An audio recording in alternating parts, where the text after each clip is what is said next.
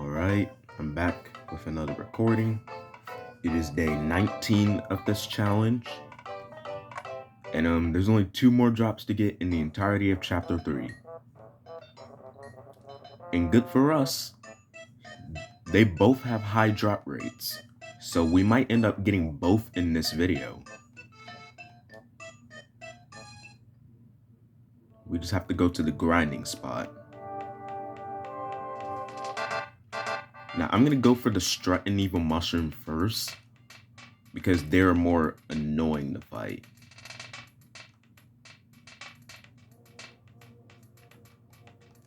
But we just have to try and single one out.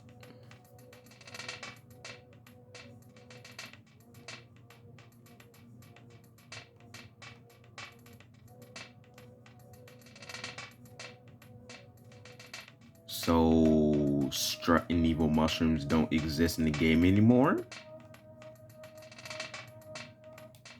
That's kind of a problem because I need to get their drop, otherwise I would fail the challenge. There's just no Strut and Evil Mushrooms. Oh, I finally found one, but of course he has to be grouped up. Wait, hold up.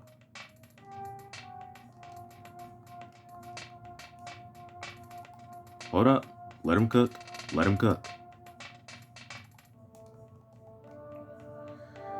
I don't think it's gonna work. He got stuck on the wall too early. And there's too many enemies nearby, so they're gonna try and group up with him. Ooh. Oh, yes, yes, yes, that's perfect. That's perfect.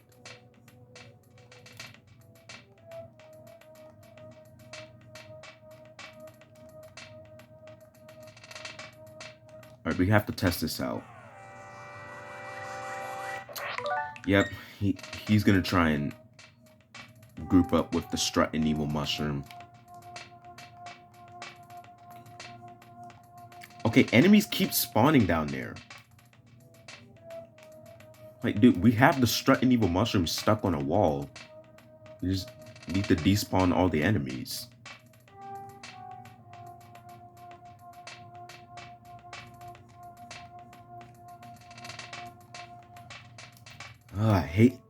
I hate how narrow this place is, dude. Oh my god. I literally can't do anything. I have to be careful not to despawn the Strut and Evil Mushroom that's stuck on the wall. Okay, they're still here for some reason.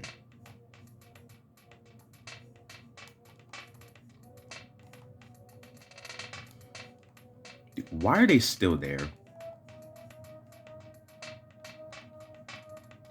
All right, let's try and test this out. Yep. Go away. He despawned. Oh my god.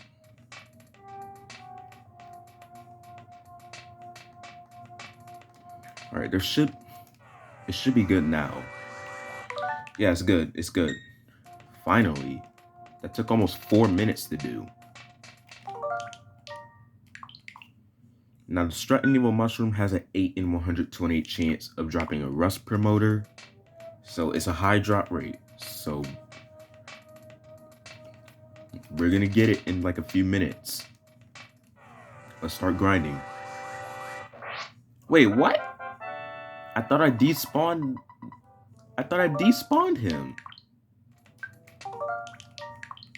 Bro, that sucks.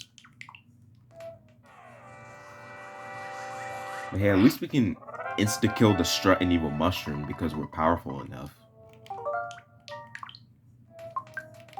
So the grinding will actually go by a lot faster.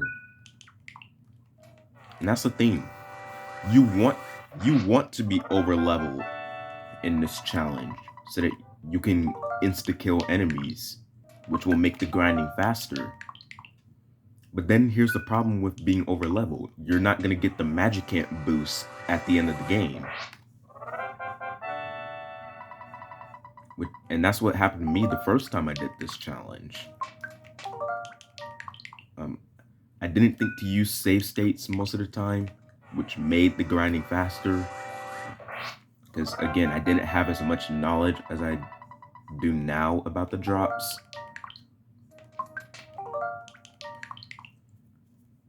So yeah, you want to be over leveled, but you also don't at the same time.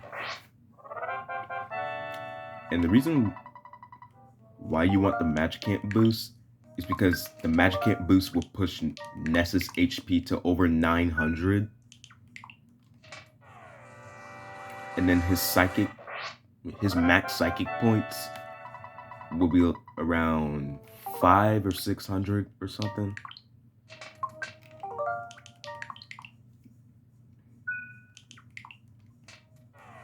Yes, it's around 500 or 600 psychic points, which can help him do more psychic power attacks. But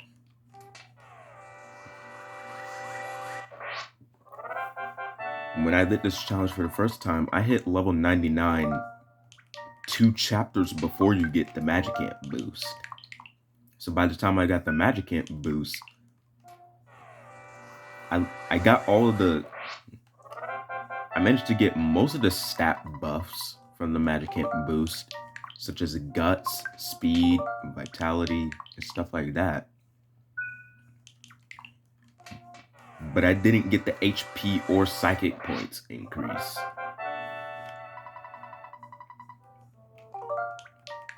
And Ness's HP was stuck at 700. And then his psychic points was stuck at 200.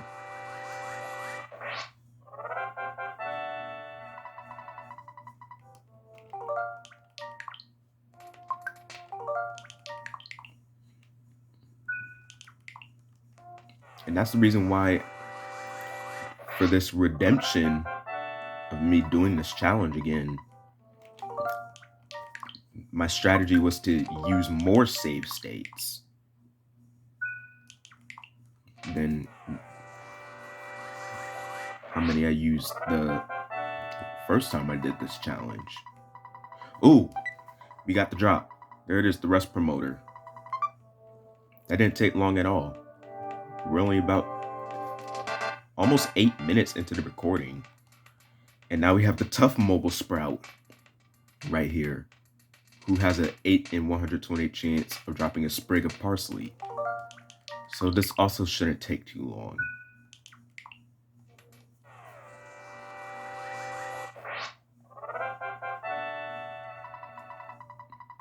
But anyway, that's what the strategy is for this redemption. Use more save states. And the only reason I'm using more save states is so that I can actually get the Magicant boost.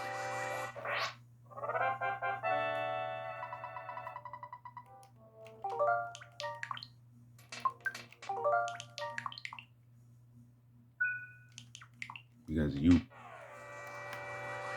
trust me, if you're doing this challenge, you really do not want to miss out on the Magicant boost. Because if you get the Magicant boost, Ness will become a literal god. And yeah, I know Ness is around 13 years old in the game, but still, he pretty much has godlike powers.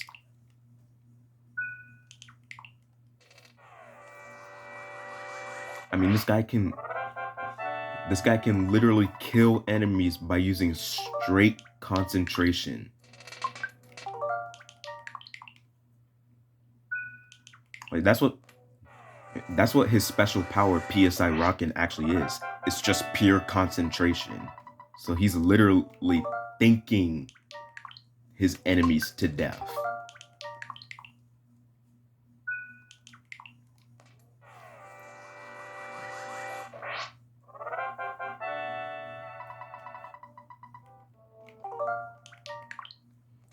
You know, if you ever got into a fight with the EarthBound protagonist, yeah, you're most likely not winning, bro. Because I mean, these are the same 4 kids that literally killed pure darkness and hatred as a final boss.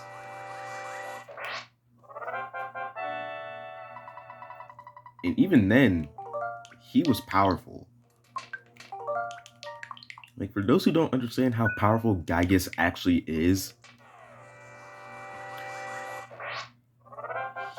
he's so incredibly powerful to the point where his own body couldn't withstand the power.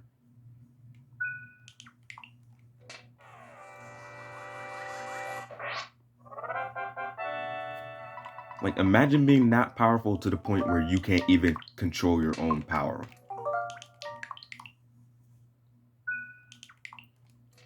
Yeah, fighting the Earthbound protagonist would be scary, dude. You got Ness, who can literally kill you with pure concentration. Paula, who's a freaking arsonist. Jeff, who has a freaking bazooka in his inventory, so he can just shoot you. And then we got Pooh, who can summon literal meteor showers to kill you, freeze you to death, and strike you with lightning.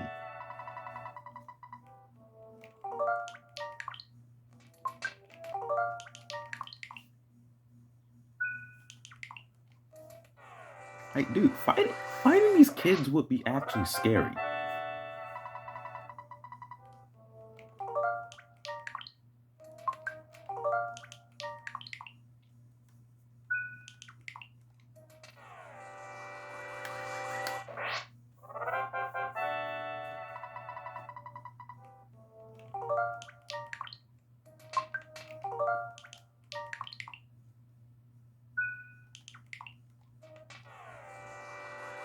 Also, it seems to be a common misconception about Gygas. Okay, we got the drop. The sprig of parsley. There it is. That means we have all the drops in chapter 3. So chapter 3 is done. It's over. We can move on to chapter 4, which is going to be absolute pain. So that'll be fun. No, I want you to move out the way.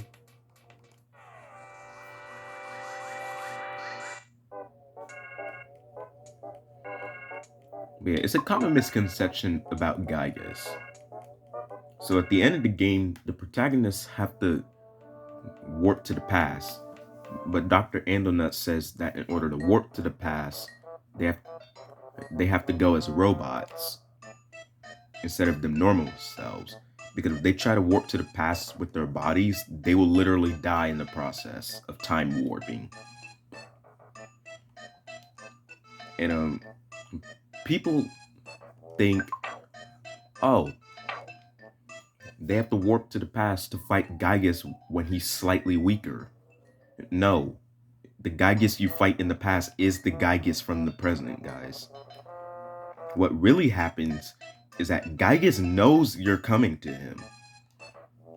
So what he does is that he warps to the past himself so that he can try and become even more powerful.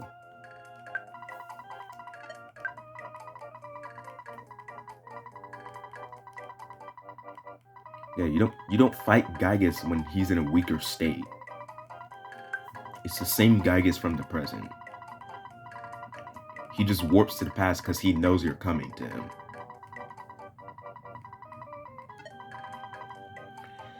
Alright, it's time to get rid of these items because they're actually useless.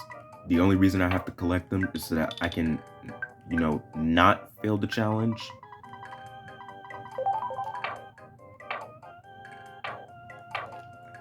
Alright, we're moving on to chapter 4. Because chapter 3 is done.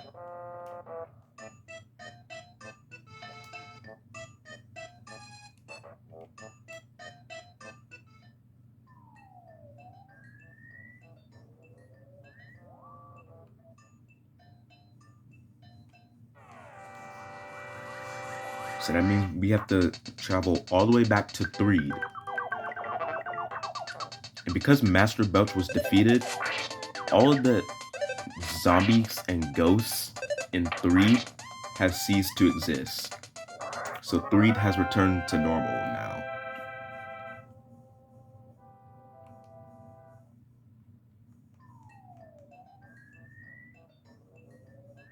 And then once we get to Threed, we can take the bus. And the bus will take us to the Dusty Dunes Desert, the first location of Chapter 4. Which has an ungodly amount of drops to get. In which one of them literally give me PTSD.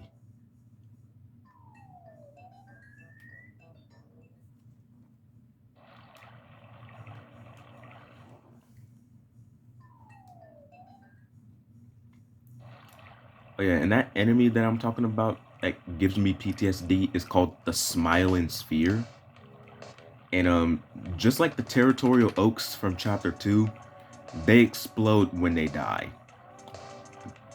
And when enemies explode when they die, they do damage to the party members.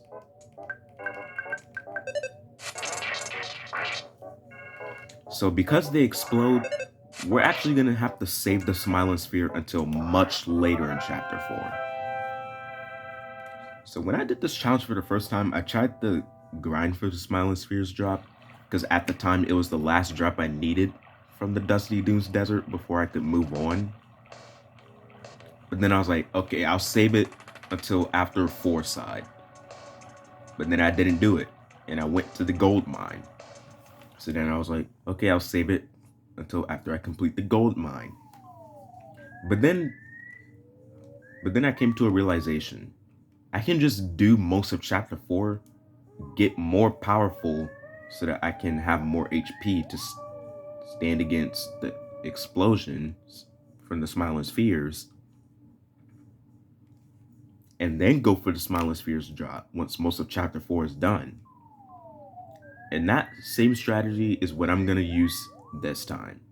Do most of Chapter 4 and save the Smiling Sphere for after that.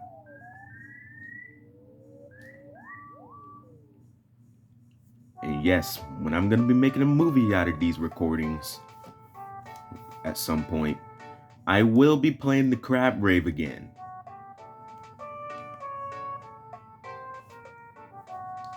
And this time it will be a part of the script.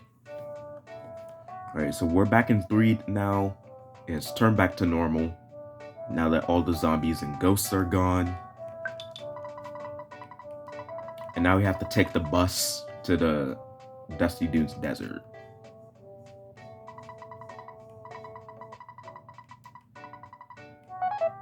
So yeah, the bus driver says that they're going to 4 side, but that's not true. We actually get stuck in the Dusty Dunes Desert because of a traffic jam. So because of the traffic jam, what we have to do is walk through the desert.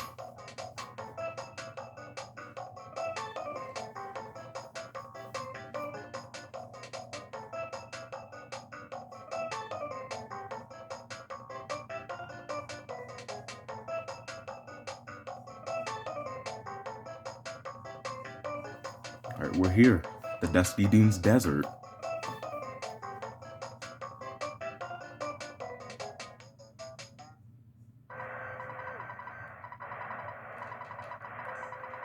You know, now that I'm thinking about it, this place kind of reminds me of Mario Bros. Circuit from Mario Kart World.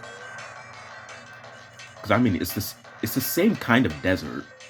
Because you can clearly see that that Mario Bros. Circuit in Mario Kart World is based off of like an American desert, like you're in the middle of Utah or something. I don't know, man. I've never been to the Western United States.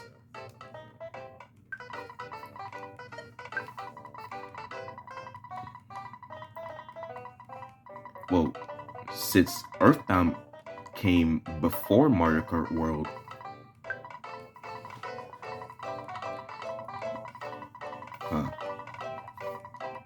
Alright, we're saving the game. Now, most of the enemies have low drop rates here in the Dusty Dunes Desert. So, That's that's gonna be fun. I can't wait to suffer here again. Um, but you guys will see that later.